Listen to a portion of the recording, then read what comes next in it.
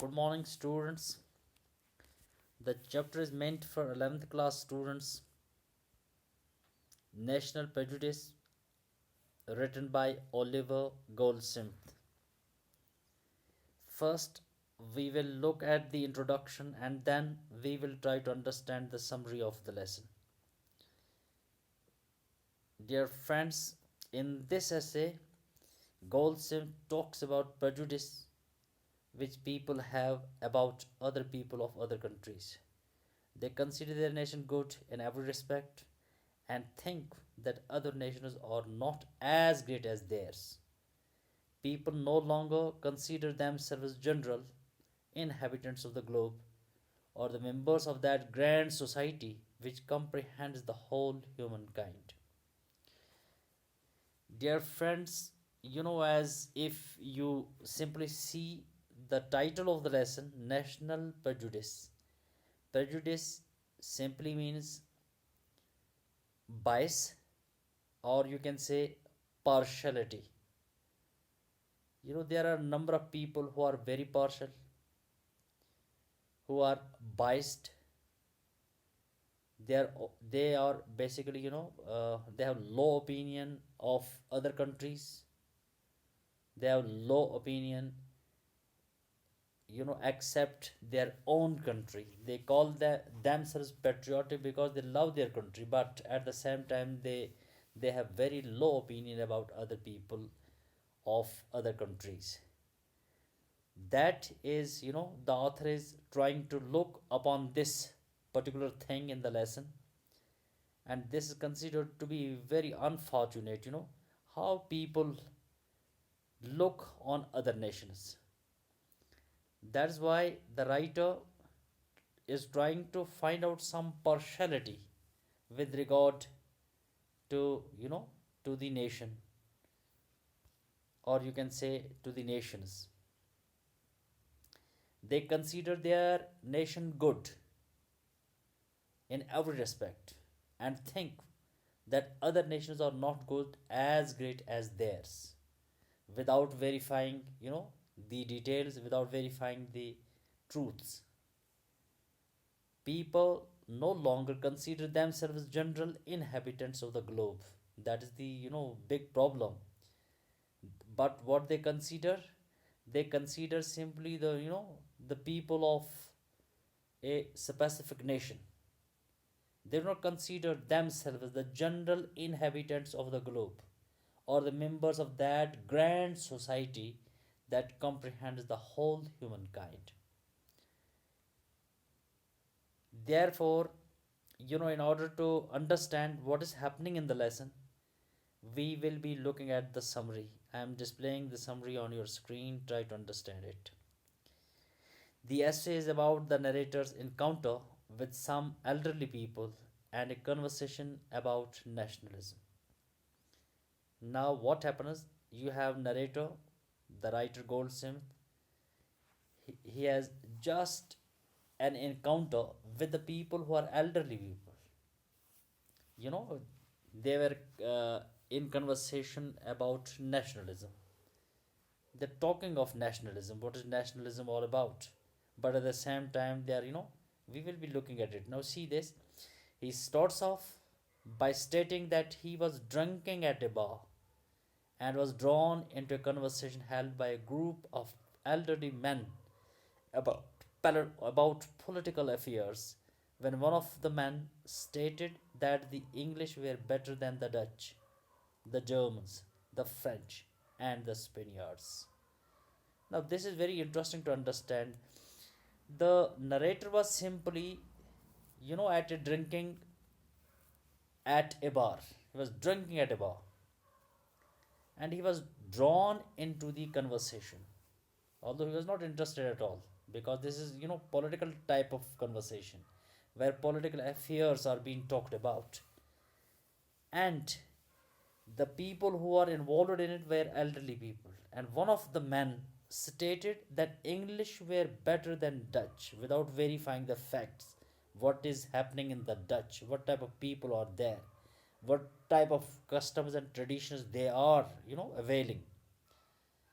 He simply stated, he has given a statement that English were better than Dutch, English were better than German, they were better than French, and they were better than Spaniards without verifying any, objectivity. He praised the English for their bravery, generosity, mercy, and other virtues. Now, that particular person who has given the statement that English were better, what he did, he praised English for their bravery, generosity, mercy, and other virtues. When asked for an opinion, the narrator decided not to talk as he was sure to contradict that statement, while the rest of the group agreed with the man. The other people who were there, they were agreeing, to his statement. They agreed to his statement. But narrator do not want to give any opinion. He decided not to talk because he knows that if you know, he will say anything that will obviously contradict his statement. When they insisted and directly asked him, the narrator had to speak his thoughts reluctantly. Now he speaks his thoughts, what is in his mind, but he speaks reluctantly. He couldn't make such a broad statement about the characteristics of the other European nations unless he has made the tour of Europe and examined the manners of these several nations with great care and accuracy. Now, this is very, very interesting to understand that you cannot, give any statement to anybody unless and until it is not verified. In order to verify it, you have to, you have to understand, you have to give some sort of objective analysis of the statement. You have to check it, and you have to check it with great care, and you have to check it with its genuineness, with its accuracy. But that couldn't happen. There were people, they agreed that English were superior than all other people. And the narrator says that he couldn't make such a broad statement about the characteristics of other European nations unless what happens? He has made a tour of Europe. He has to move to Europe and examine the manners of these several nations with great care and accuracy. Then, whatever statement a man gives will be valid one. That's what he wants to say. The narrator goes on to say that perhaps a more impartial judge would not hesitate to affirm that the Dutch were more frugal and industrious, the French more temperate and polite, the German more hardy and patient of labor, and the Spaniards more sober and composed than the English, who undoubtedly were brave and generous, but at the same time rash, headstrong, and impetuous, and too apt to elated with prosperity and to despond in adversity. Now, Goldsmith goes on to say, now what he says that if there would be an impartial judge, if he is giving, he is giving authority, he is to analyze the situation, he is to analyze the facts. What will happen to them? He will certainly affirm that Dutch were more frugal and industrious. Now, if you talk of these two characteristics, both are positive characteristics. Dutch were very hard worker. At the same time, they wouldn't, you know, uh, waste things. And the same thing will happen with the French. French were more temperate and polite. These are again two positive characteristics with regard to French people. And you normally, if you talk of Germans, what are they? They are more hardy and patient of labor, right? And the Spaniards were more sober and composed than the English. Very calm and composed than the English, who undoubtedly were brave and generous. Okay, English are, the narrator understands that the judge may issue the statement, okay, English may be brave and generous. He says not maybe, but certainly will be brave and generous. But if you see Dutch, French, and German, Spaniards, both are having, what is called positive qualities. They have good, characteristics as well. But at the same time, rash, headstrong, and impetuous, or too apt to elated with prosperity and to despond in adversity. That means what he wants to tell you, he wants to tell the people that each and every nation has, some specific qualities, some specific characteristics, or you can call them, they have positive characteristics as well. Okay, negatives are always there, but positive are always or also there. That's why, in other words, how it is possible that English are considered to be superior than, Germans, or for instance Spaniards, or what is called the French people, or for instance Dutch. And it is considered to be biased statement, right? When a judge has to evaluate it, he will go contrary to what the person who was, at the bar issuing the statement regarding English people. That's why he quotes, and that is very interesting to understand. He quotes a philosopher who says that we should not be countrymen. We should not be countrymen. Now, this is interesting, but we should be the citizens of the world. We should be the citizens of the world, meaning we should view ourselves as inhabitants of the world, right? Now, he's quoting the statement of a philosopher. What the philosopher says, he says, every person, each person should not consider himself to be the countryman.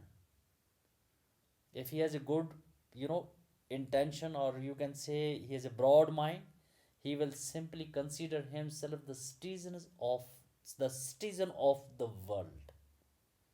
He should consider himself as the inhabitant of the world, rather than to be the countryman of a specific, land or a country.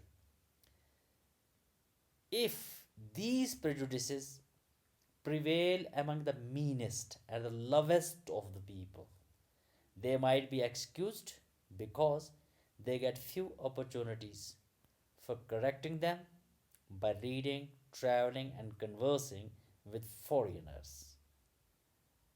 If these prejudices prevail among the meanest, the lowest, worthless people, or you can say in other words, or the lowest of the people, if this type of, biasedness, if this partiality prevails with the people who are very mean, who are very low, they might be excused.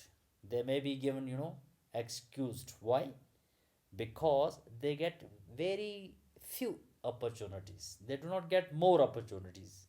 They get very few opportunities of correcting them by reading, traveling, and conversing with foreigners, because they have got a very little time for what, for exchanging, or what you say, sharing their views with the people who are from abroad or from foreign countries.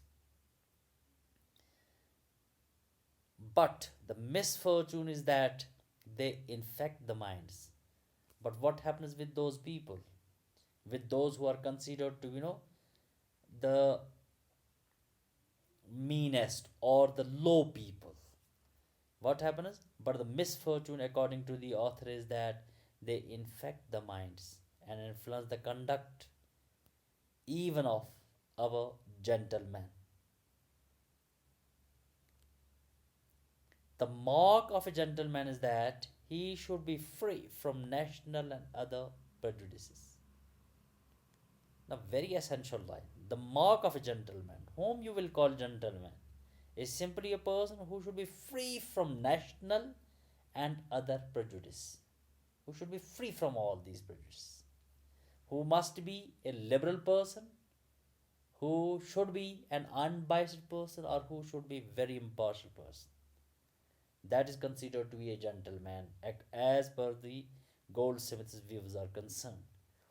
There are some who are most apt to boast of national merit. It is just like a vine which twists around a sturdy oak for no other reason in the world because it has not strength sufficient to support itself. The essay concludes with saying that it is okay to be proud of one's own land. In the conclusion, what Goldsmith says. He said it is okay to be the proud of one's own land. There is nothing bad in it. Or to be proud of one's own land or country. But that should not stop us from thinking outside the box. Okay, you love your own country, there is nothing bad in it. Okay, you can love it. But that should not stop us. You should be liberal to that extent. You should think outside the box, outside this particular box where you are living. You are living in a specific country. Come out of the box. Come out of the box and think. Because when you remain in the box, you are considered to be cynic. You are considered to be a negative person. You are considered to be a person who has narrow thoughts in his thinking, in his mind. Narrowing our minds won't make anything useful. Just like the people who were, discussing national prejudices, who were simply discussing that English are considered to be superior than Dutch, than Spaniards, or for instance, French. Narrowing our minds won't make anything useful. Instead, try to be a citizen of the whole world without the need to hate others. The best thing what he advise is giving, Goldsmith a very excellent advice. You can say these are the words of wisdom where, wit prevails. A person must try to be a citizen of the whole world without the need to hate others. Why should you hate others? You should become a citizen of the whole world. Thank you, students. I'm leaving you here. We'll meet you in the next lecture. Till then, goodbye.